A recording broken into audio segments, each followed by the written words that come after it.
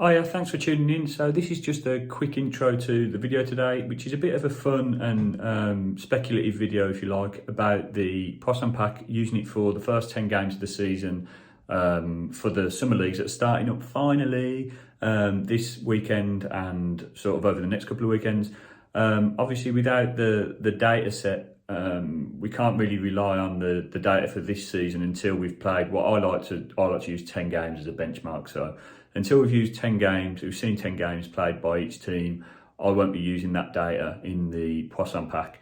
So what I'm going to be doing for the first 10 games, just for a bit of experiment and just to give us a bit of data to sort of work with, is using last year's data. Obviously, when you use last year's data, there's going to be teams that have been promoted and relegated from the leagues that aren't going to feature in that data set. So, for example, at the weekend, you've got Burnley, Norwich playing in the Championship, whereas last season they were in the Premier League.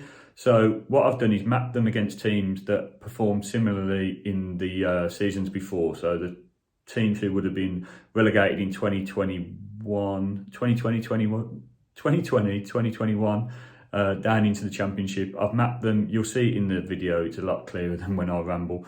And similarly for teams that are promoted to the Premier League, I've mapped those as well, and we can use them as a little bit of a sort of guide as to how those fixtures have sort of performed in previous years, where a newly promoted team who maybe was promoted in the playoffs plays against XYZ team in the Premier League, and we'll see how we map those and see what the predictions look like.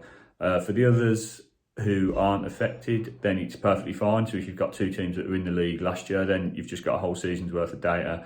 And I think that's pretty accurate, to be fair. You've got to decide whether there's been significant moves in the transfer market, in managers, if there's likely to be new tactics and stuff like that. But apart from that, you can look at the data and sort of use it as a basis for how you think the game will go. So I'll explain a lot more in the video, but I hope you enjoy it, and let me know in any comments. Please make sure you like and subscribe. It really helps. Cheers. Thanks a lot. Bye. Right then, let's try and go through this and make it a little less confusing as it might have sounded in the intro. So, as I mentioned, we're looking at the fixtures for the upcoming 2022-23 season, and we're just having a little experiment looking at the leagues that obviously have yet to have 10 games, which is where I put the benchmark at having a more reliable data when each team has played 10 games. So these leagues obviously are only just starting in the coming weeks, so I haven't got that. So we're looking at using the data from 2021-22. Obviously the teams have changed in the league since then, so I've mapped them against teams that are comparative from the previous season. So teams that came up in the previous 2021 season will be mapped to the ones who have come up in 21-22 and vice versa for relegation. Look, let's have a look at it and we'll show you what I mean. So so the EPL data, for example, this is the data from last year, from 2021-22. It's static. I've took out the the import HTML, which updates every day. So this is just static data, exactly as it finished last year. This is where we get our Poisson data from. We've got our average goals against and for, and then we've got our home and away strength. So then if we go to the EPL table of fixtures for this weekend, no, it's not this weekend, it's the weekend after. We can see we've got Palace versus Arsenal. I've actually put the odds in for these, but I mean it's quite a long way off yet, so it's not really that relevant, but I just put them in for an example. Palace Arsenal, obviously both teams in the Premier League last year, so that's just using that data there, and it's saying that Palace are good odds for a home win. It should be at 1.96, but they're at 4.20. Arsenal overpriced for an away win. Again, this is not taking into account any transfer business, but we don't need to go into that. So then we look in the next fixture, we've actually got Fulham versus Liverpool. Obviously Fulham weren't in the data set for last year, and Fulham are the champions of the Championship last year. So we've substituted them for Norwich, who were champions when they came up last year. So that's a sort of like-for-like comparison. And then it generates the odds for Norwich versus Liverpool, which we can sort of say is Fulham, if you like, for the purpose of our experiment. I can't change the actual text, because if I change the text, it just doesn't work properly. So that's why I've left it at Norwich. So yeah, I've got a little key here. So that's what it's predicting. I mean, obviously you can see it's probably pretty accurate, but anything could happen.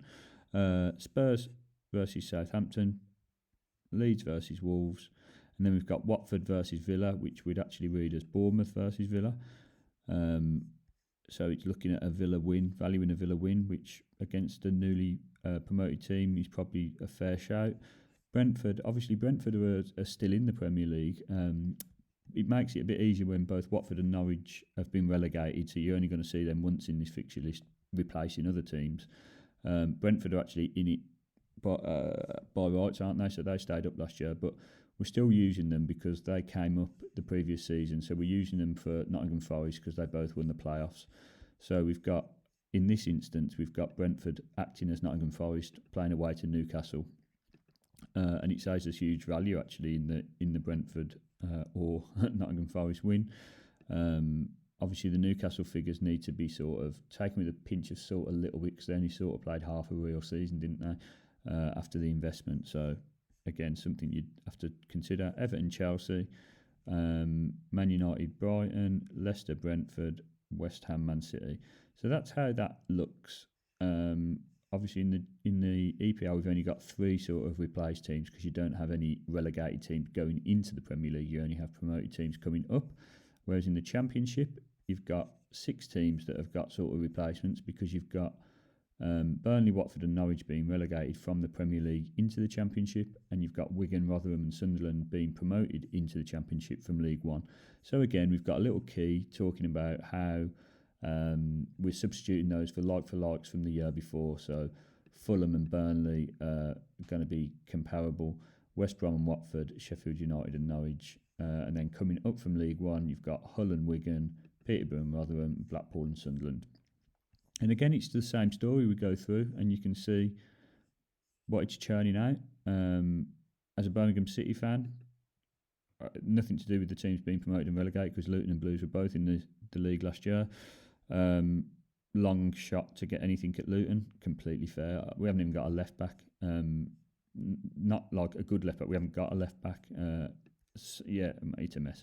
So I'm saying the figures look accurate there. But yeah, you can go through and see it. And I'm not going to go through all of it. It's only a short video. I've done the same for League One and the same for League Two and also the Scottish Premier. So these are the leagues that start this weekend. Apart from the EPL, which I did as a sort of example to start with. That doesn't start till the week after. But we've got the Championship, League One, League Two and the Scottish Premier all start this weekend. I've already got the full Poisson set for the summer leagues that we're already working on. So we've already got full data sets for that for the weekend. So you've got all your reliable leagues, if you like, that you can bet on. But then I wanted to throw this in as a bonus because I know it's exciting when the new leagues get started. And if you've got no data at all to work on, you've got to wait another 10 games theoretically.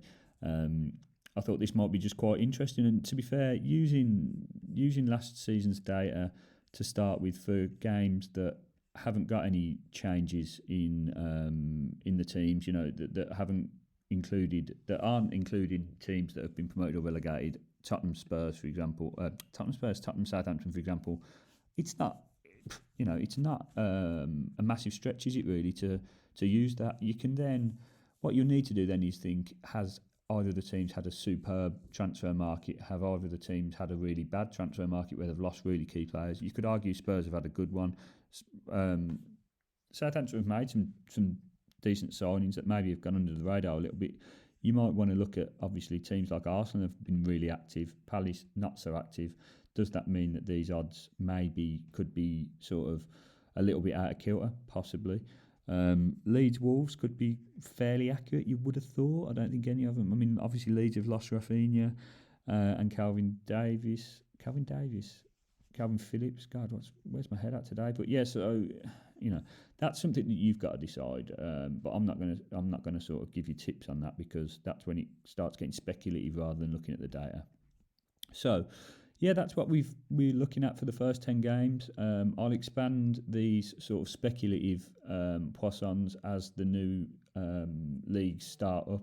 So the only other one that's starting this weekend, or has already started actually, is the Belgian Pro League. But I'm struggling to get all the data from last season I know it sounds daft, but in an easy format. So it's going to take a little bit longer. But I'll start up doing these speculative ones just to sort of give us something to look at and give us something to base our predictions on for these leagues, especially the English leagues that I know a lot of the members are interested in. So yeah, let me know what you think. Let me know if you'd like me to do any other leagues, or if you'd like me to sort of look at any other angles. The Possum packs are looking pretty similar to the were last year at the moment. Like I say, I added the date in. I've changed quite a lot of the formatting, which won't necessarily matter to you in terms of what you're seeing, but it does matter to me because it makes everything a lot more streamlined and easier to update. It's all very consistent. I've changed all of the sort of layout in the bits that you don't necessarily see, which means I'll be able to record the results a lot easier. So I'm going to get this up on the website for members, and before I do that, I'll make sure the value odds are filled in so you can see, like it is with the Premier League, but I'll do it for League 1 to Championship and Scots Premier. So I'll fill in these blue boxes with the actual odds for Betfair, which will help us identify where the value is and where we can place our money. So thanks very much. I'll see you all again soon.